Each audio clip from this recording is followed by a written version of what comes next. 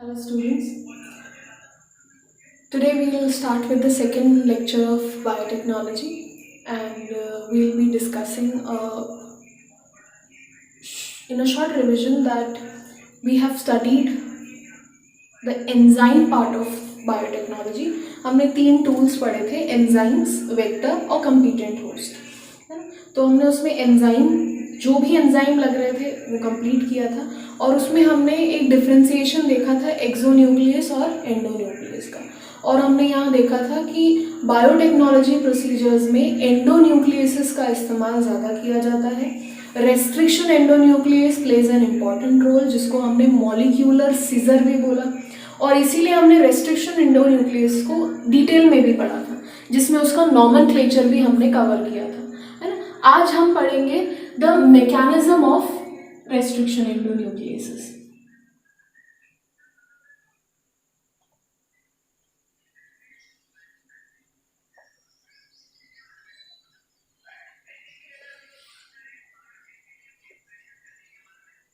अब ये मैकेनिज्म में रेस्ट्रिक्शन एंडोन्यूक्लियस कैसे काम करता है ना. तो एक नॉलेज चेक के लिए पहले हम ये पढ़ लें कि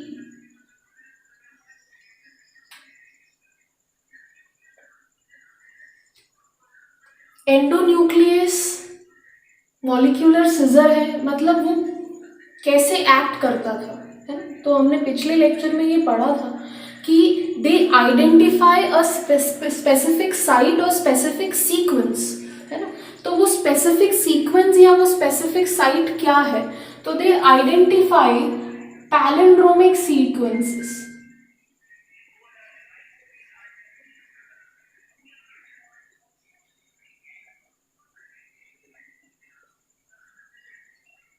They identify palindromic sequences. Now, what is a palindrome? Palindrome क्या होता है? तो palindrome are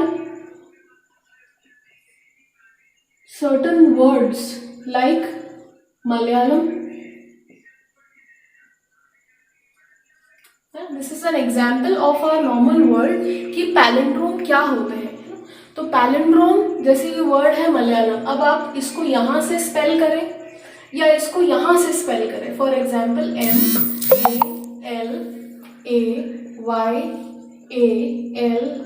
MALAYALAN, चाहे यहाँ से स्पेल करें या चाहे इसके ऑपोजिट, दोनों क्या रहेगा, सेम. इसको हम पैलिंड्रोम बोलते हैं ना. This is just an example from our day to day life. अब इसी को अगर हम डीएनए में देखें तो ये क्या है, तो डीएनए में अगर हम देखें तो पैलिंड्रोमिक सीक्वेंसेस, अगर ये डीएनए सेगमेंट है तो palindromic sequences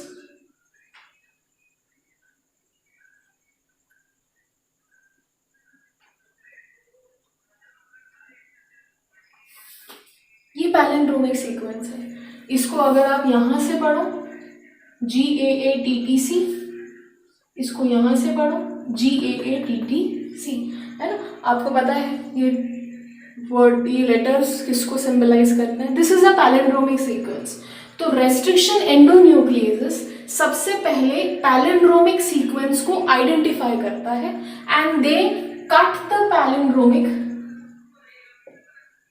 they cut the DNA segments at this site.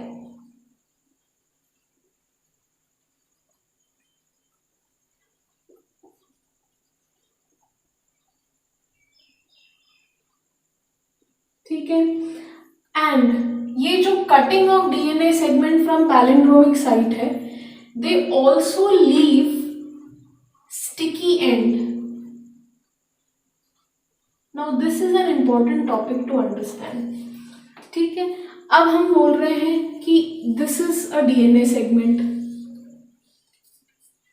है ना. इन दिस डीएनए सेगमेंट अगर कोई एंजाइम एक्ट करके इसको ऐसे 2 टुकड़ों में काट देता है ऑफ इक्वल लेंथ, ठीक है, तो इस एंड को हम बोलते हैं ब्लंट एंड. इसको हम बोलते हैं ब्लंट एंड. ठीक है. क्यों?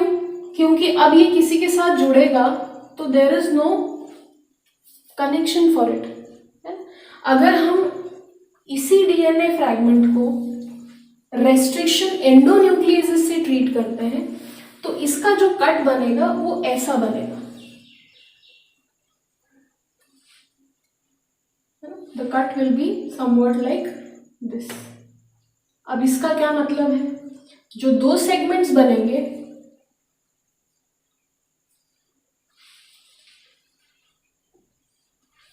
वो ऐसे बनेंगे, ठीक है।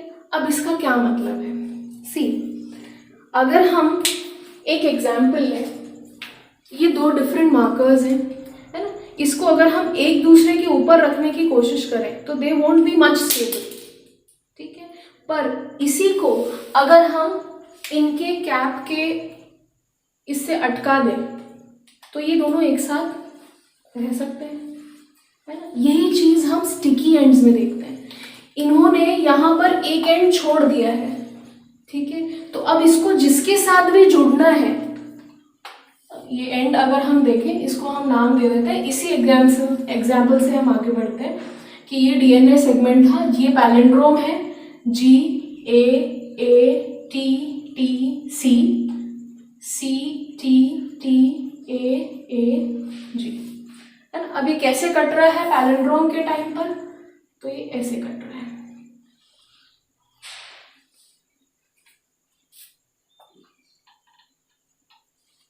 ठीक है। तो यहाँ क्या बचा G, और यहाँ क्या बच रहा है CTTAA, ये एक स्ट्रैंड है, और अगला स्ट्रैंड क्या है AATTC और G। अब अंडरस्टैंडिंग दिस, ये ओवरहैंगिंग स्ट्रेचेस जो है ना, ये एक्स्ट्रा जो स्ट्रेचेस दिख रहे हैं, these overhanging stretches are called as sticky ends. इसको हम बोलते हैं sticky ends, the overhanging region.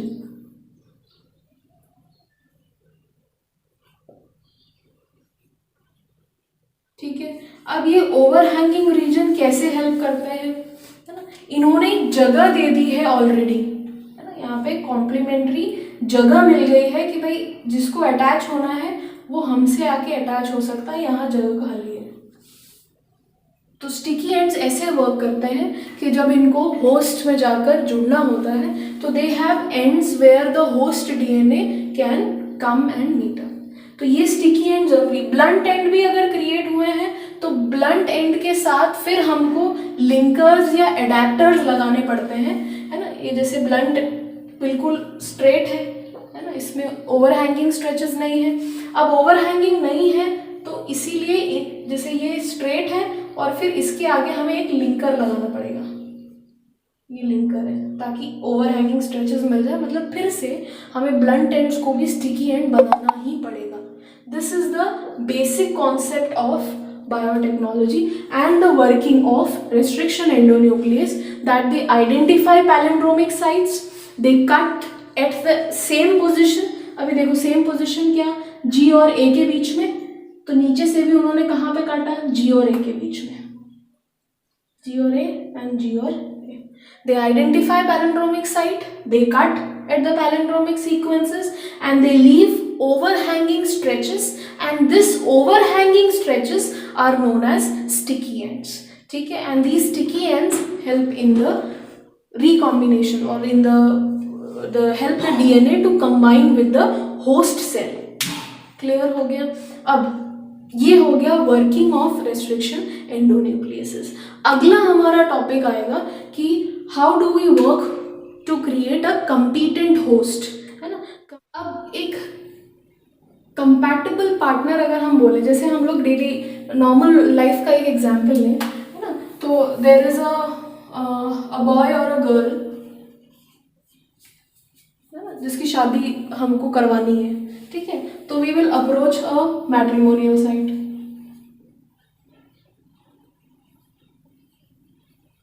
ठीक है, और एनी काइंड ऑफ एजेंसी और समथिंग, ठीक है। And finally they will find a girl for the boy, ठीक है, अब ये जो है यही चीज़ 3 टूल्स हमने बायोटेक्नोलॉजी में भी पढ़े, है ना, 3 टूल्स। अब मैट्रिमोनियल साइट को अप्रोच कैसे करेंगे? Through mobile. तो यहाँ हो गया हमारे काम एंजाइम, है ना। ये गर्ल को भी अप्रोच किससे करेंगे? थ्रू मोबाइल और बाय नेटवर्क्स। तो ये हो गया एंजाइम, ठीक है। अब ये जो बॉय मैट्रिमोनियल साइट और गर्ल बोल रहे हैं, ठीक है। अब ये जो बॉय है they let us take it as the desired DNA, हमारा कैरेक्टर है ये बायोटेक्नोलॉजी में, है ना। अब ये जो मैट्रिमोनियल साइट हम बोल रहे हैं, ठीक है, ये मैट्रिमोनियल साइट मतलब इसने ये जो बॉय के फीचर कैरेक्टर्स हैं या जो डिजायर्ड कैरेक्टर्स हैं वो आइडेंटिफाई किए और इन दोनों को मिलाया है। तो ये मैट्रिमोनियल साइट जो है it is the vector that we are asking for. शादी मैट्रिमोनियल साइट की नहीं हुई है ना, जो रिलेशन है वो इन दोनों का है। It acted as a medium, उन्होंने इनका इंफॉर्मेशन इनके पास पहुंचाया, है ना, और इनका इंफॉर्मेशन वापस लेके आए। So it just acted as a medium. तो ये जो मैट्रिमोनियल साइट वाले हैं, जो ब्रोकर्स हैं, वो क्या है? They are the vector. उनका काम है यहाँ से चीजें उठाना और अगले तक पहुंचा देना। तो वेक्टर हो गया।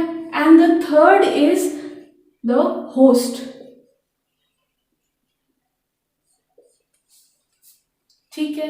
अब ये जो होस्ट है इसके आगे हम एक वर्ड लगा देते हैं कंपीटेंट। अब ये जो वर्ड है कंपीटेंट, है ना, होस्ट के खुद के कुछ कैरेक्टर्स हैं यहाँ पर, है ना, और वो नए कैरेक्टर्स लेने के लिए तैयार नहीं है, ठीक है। तो होस्ट को हमेशा हमें कंपीटेंट करवाना पड़ता है। अब इसके क्या रीजंस हैं? I hope this example is clear to you, है ना। ये पढ़ रहे हैं हम बायोटेक्नोलॉजी में, ठीक है। अगर हम देखें तो डिजायर डीएनए इतना लंबा डीएनए था, है ना, इसमें से हमारा काम का बस इतना सा था, तो हमने इसको आइसोलेट कर लिया, है ना, ये डीएनए फ्रैगमेंट को आइसोलेट कर लिया, इतना सा फ्रैगमेंट हमने निकाल दिया, है ना।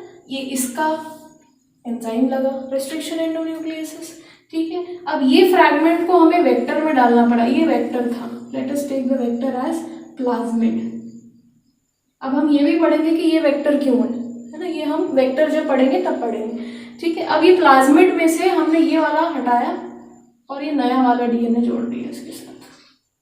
अब प्लाज्मिड क्या करेगा? जो होस्ट है ना, ये प्लाज्मिड यहाँ से उठ के जाएगा होस्ट के सेल के अंदर और उसके डीएनए के साथ कहीं ना कहीं, है ना, जुड़ जाएगा।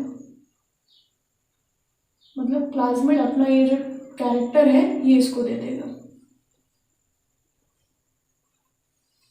ये पढ़ रहे हैं हम, ठीक है। अब हमको पढ़ना है कंपीटेंट होस्ट, है ना, creation of a competent host. पहला क्वेश्चन कि कंपीटेंट होस्ट क्रिएट करने की क्या जरूरत पड़ रही है? अब इसकी जरूरत इसीलिए है, मान लो हमारी लाइफ है अच्छी खासी चल रही है ना, तो हम क्या कोई नया चेंज एक्सेप्ट करेंगे? नहीं करेंगे। क्यों? क्योंकि हम जी रहे, ठीक है। तो ऐसे ही होता है होस्ट के साथ, उसको नया डीएनए किसी और का डीएनए एक्सेप्ट करने की जरूरत नहीं है ना। अब इसको साइंटिफिक टर्मिनोलॉजी से समझाऊं तो डीएनए इज अ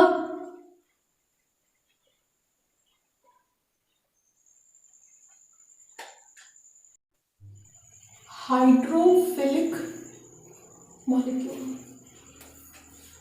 डीएनए क्या है? It is a hydrophilic molecule, और हाइड्रोफिलिक होने के कारण it cannot pass through the cell membrane.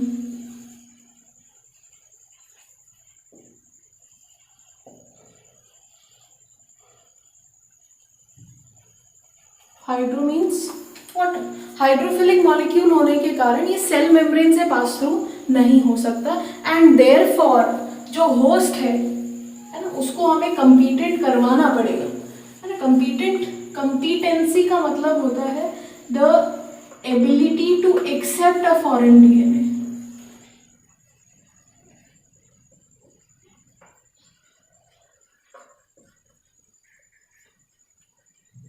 ability to accept a foreign DNA is called as what? competency. ठीक है, तो competent की जब हम वर्ड की बात कर रहे हैं, the cell needs to be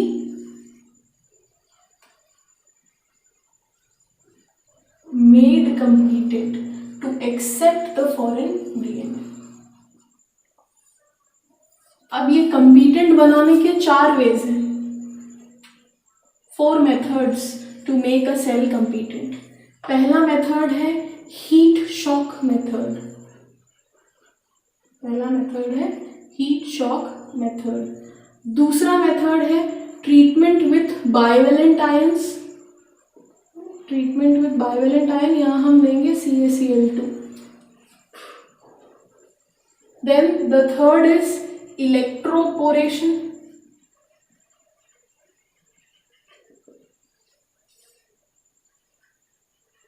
gene gun, 5 methods. Gene gun method है ना, and the last one is micro injection.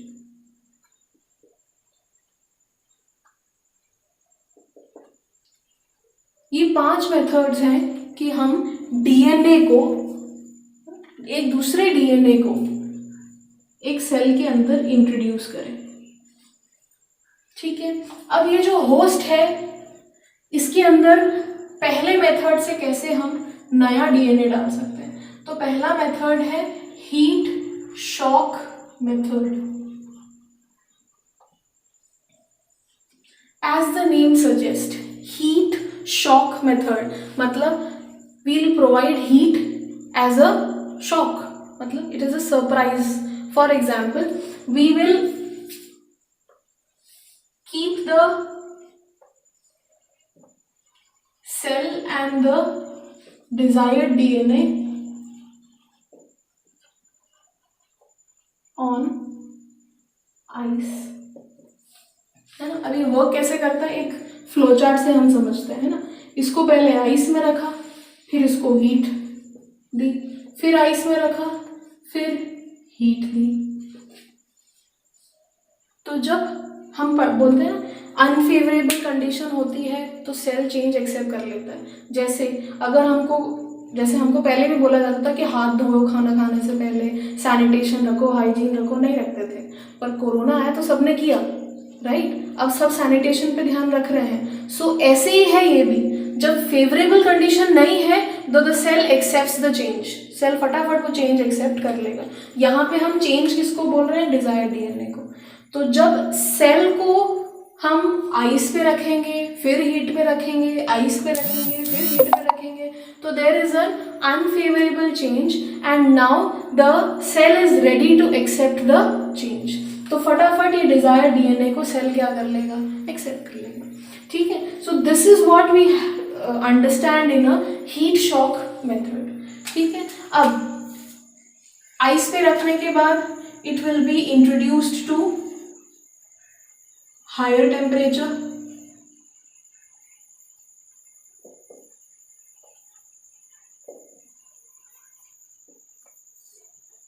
and then back to ice. ठीक है, अब इसके एडवांटेजेस क्या है.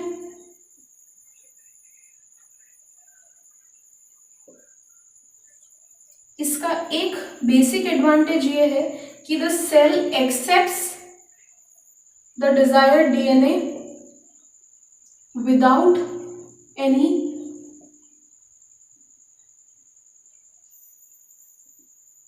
केमिकल ट्रीटमेंट्स और विदाउट डिस्टर्बिंग द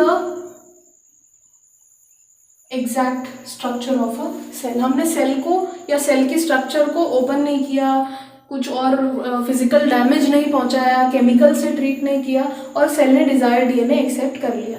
पर इसका एक डिसएडवांटेज भी है.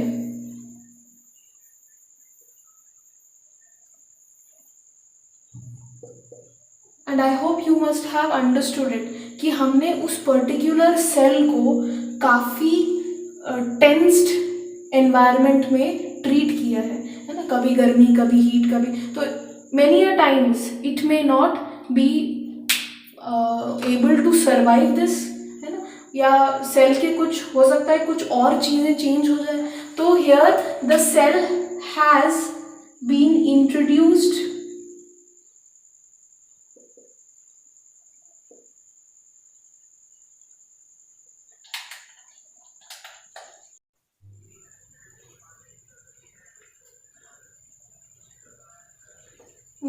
to a stressed environment. इसको हमने इंट्रोड्यूस किया है तो इसका एनवायरनमेंट काफ़ी स्ट्रेस्ड एनवायरनमेंट था.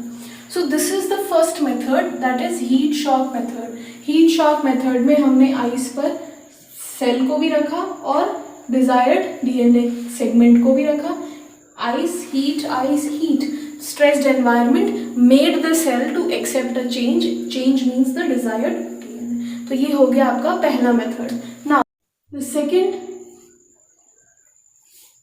है ना, अब हमने वहाँ एडवांटेजेस और डिसएडवांटेजेस दोनों पढ़े. अब अगला है ट्रीटमेंट विथ बाइवेलेंट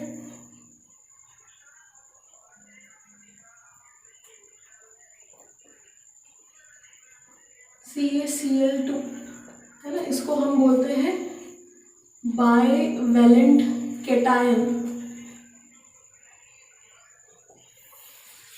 ये बहुत सिंपल है ना.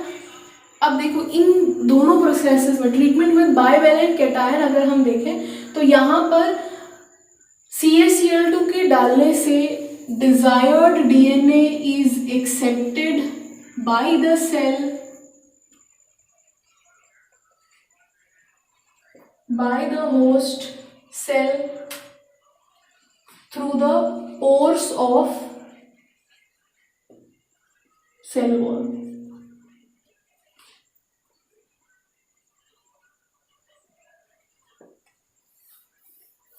ठीक है, it is allowed to move into the cell through the pores of the cell wall. तो treatment with bivalent cation can also make the host competent.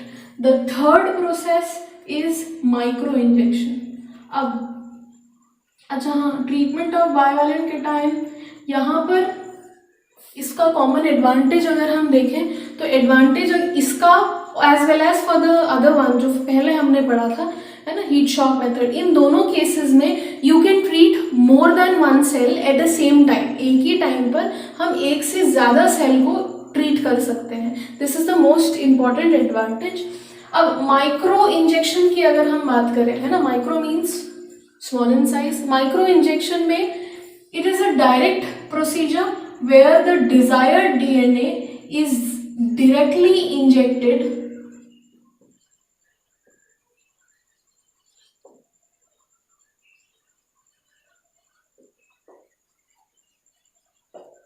To the cell.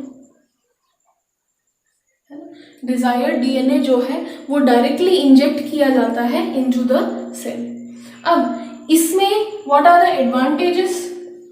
एक बहुत important advantage ये है भाई, ना केमिकल ट्रीटमेंट लगा which is a disadvantage again, ना ही हमको किसी स्ट्रेस्ड एनवायरनमेंट में सेल को रखना पड़ा, है ना. That means cell is not kept in stressed environment. And disadvantages में अगर हम देखें,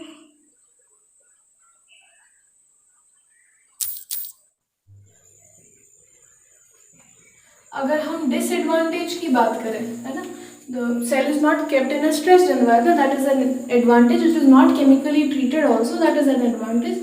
But it has a disadvantage. It has 3 disadvantages for that matter.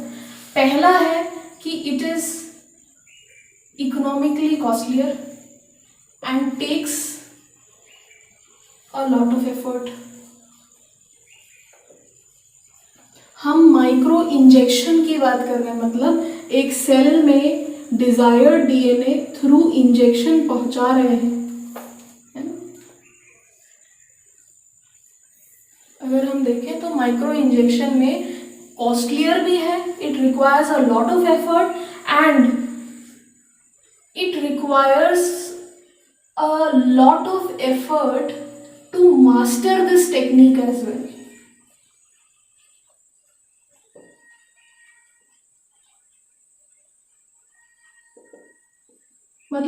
लेबरसम process कि भाई किसी एक को इस टेक्निक को मास्टर करना पड़ेगा तभी ये अचीव किया जा सकता है ना। और इसका सबसे इम्पॉर्टेंट डिसएडवांटेज ये है कि less number of cells can be treated at a time.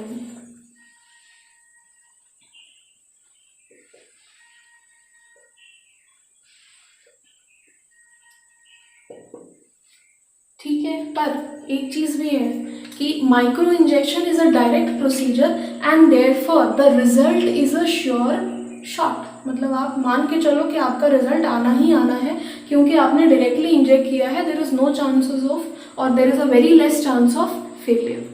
ठीक है, तो ये हो गया the third technique micro injection. Now the fourth technique electroporation, जो आप पढ़ चुके हैं। द थर्ड इज, अब ये प्रोसीजर आपने पहले सुना है, electro that means electrical impulse, electricity है ना, is used poration, electrical impulse is used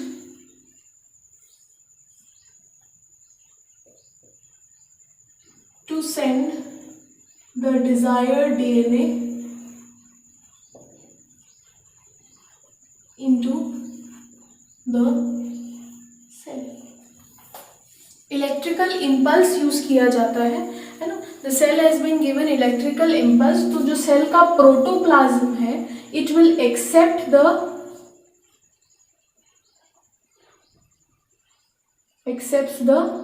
DNA।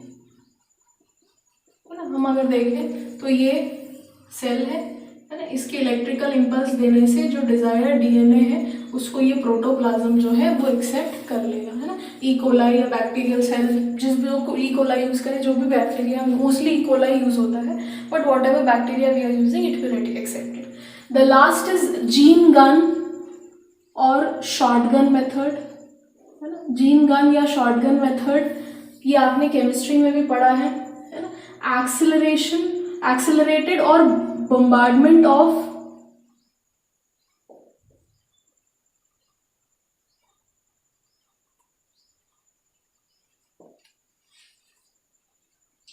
desired DNA segment covered with materials like tungsten और gold, है ना। ये DNA सेगमेंट है, ये टंगस्टन एंड गोल्ड से कवर किया जाता है और हाई वेलोसिटी से इनको बम्बार्ड किया जाता है ताकि ये सेल के अंदर जाए। एक्सेप्ट कर लिया सेल ने नया डीएनए फ्रैगमेंट, है ना। तो bombardment of DNA segment covered with tungsten और as they are not harmful, why are they used? Because they are not harmful for the living cell। Living cell के लिए दोनों चीज़ें हार्मफुल नहीं है, इसीलिए इनको यूज़ किया जाता है। हाई वेलोसिटी से बम्बार्ड किया जा सकता है और ये इस सेल के अंदर जाएगा और डिज़ायर्ड डीएनए को इस सेल के अंदर इंट्रोड्यूस कर लेगा। अब यहाँ पर compared to other techniques, many number of particles can be bombarded and many cells can be turned at the same time, है ना। This is the most successful technique and can be used with cell wall and without cell wall। ऐसे cells जिनके cell wall हैं या cell wall नहीं है, दोनों cells में हम ये टेक्निक यूज कर सकते हैं। while इलेक्ट्रोपोरेशन टेक्निक जो है ये सिर्फ ऐसे cells जिनके पास cell wall नहीं है, the cells without cell wall only they can be treated with electroporation, while gene gun or shotgun method they are easy, can be used with both। cell wall है भी और नहीं भी है तो भी हम gene gun method यूज कर सकते हैं। 4 simple methods and the second topic has been completed here, है ना। हमने बोला कंप्लीटेड होस्ट बनाना है, क्यों बनाना है? क्योंकि कोई भी सेल किसी भी चेंज को एक्सेप्ट नहीं करेगा, है ना। अब ये चेंज को एक्सेप्ट क्यों नहीं करेगा? हम साइंटिफिकली बोले तो डीएनए हाइड्रोफिलिक इन नेचर है और वो सेल मेम्ब्रेन से आगे नहीं बढ़ पाएगा अगर हम नॉर्मली देखें तो हमने 4 मेथड निकाले जिससे हम उसको सेल के अंदर पहुंचा सकें। पहला था हीट शॉक मेथड, दूसरा था the second method was micro injection, third electroporation, fourth gene gun, and the other fifth one was treatment with bivalent cations, है ना। ये 5 टेक्निक हमने निकाले कि हम होस्ट को कैसे कंपीटेंट बनाए कि वो नया डिजायर्ड डीएनए को एक्सेप्ट कर सके। Now the third topic will be the vectors. कौन सी ऐसी चीज है जो इन दोनों कड़ियों को, द डिजायर्ड डीएनए और होस्ट, इनको जोड़ती है ना, द वेक्टर्स, ठीक है, दे विल कैरी। अब कंपीटेंट होस्ट में ज्यादातर, जैसे मैंने अभी आपको बोला कि कंपीटेंट होस्ट ज्यादातर ई कोलाई बैक्टीरिया होते हैं, एस्केरेसिया कोलाई, है ना। ये बैक्टीरिया क्यों होते हैं, why are these bacteria used? There is an important reason. जैसे हमने मेंडल्स पढ़ा तो वहाँ हमने पाइसन सटाइवम पढ़ा कि भाई पी प्लांट यूज किया जाता था, उसका कोई रीजन था। यहाँ हम ई कोलाई बैक्टीरिया बोल रहे हैं कि ये हमेशा एज अ होस्ट यूज किया जाता है, ठीक है, ये होस्ट यूज किया जाता है, तो इसका भी एक रीजन है ना। डिजायर्ड डीएनए हमेशा इनमें इंट्रोड्यूस कर देते हैं, तो इनका भी एक रीजन है। What is the reason, why is E coli bacteria used as a host, है ना। अब the first reason is it is a gram negative bacteria and therefore it is easy to handle. It is a gram negative bacteria and also it is easy to handle. इसका most important feature ये है कि at optimum conditions it will reproduce within 20 minutes. That means अगर हमारा desired DNA इसमें है तो 20 minute के अंदर, 20 मिनट्स के अंदर इनका नंबर बढ़ेगा and we will get more of them, है ना, ज़्यादा मिलेंगे हमें। ई कोलाई बैक्टीरिया जितना बढ़ेगा, डिजायर्ड डीएनए या हमारा जो डिजायर्ड प्रोडक्ट है जो वो डीएनए बनाने वाला है वो भी हमें क्या मिलेगा, ज़्यादा, है ना। तो it is a gram negative bacteria, it is easy to handle, at optimum conditions it reproduces in 20 minutes and therefore the desired product obtained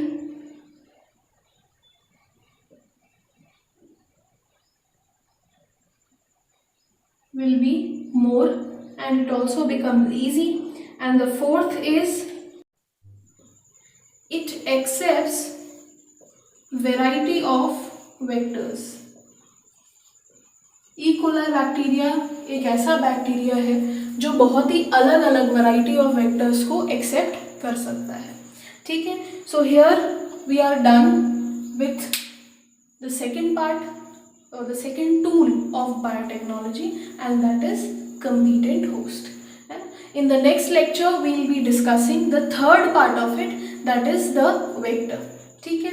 अब वेक्टर जब हम पढ़ेंगे उसके बाद the bioreactors and that will, for the next lecture will be the last lecture for the first chapter of biotechnology. So revise this much and we will meet up in the next lecture.